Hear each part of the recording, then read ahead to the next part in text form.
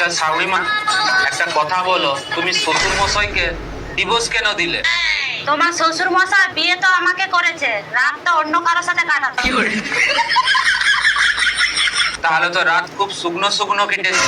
এই জামাই, তোমার শাওরিও কমজোরি ছিল না যে একা রাত কাটাবে। আরে শ্বশুর মশাই ছিল না মানে তো রাত তো শুকনো শুকনোই কাটবে। আরে জামাই, শাওরি একটা, শ্বশুর অনেক। এই কথাটা শ্বশুর মশাই জানতে পারেনি তুমি শ্বশুর মশাইকে এইভাবে দোকানে দিচ্ছ? বুঝতে পেরে গেছে। কি করে?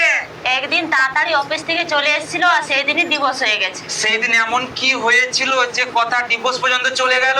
রতনদা ভিতরে ছিল বেডরুমেতে।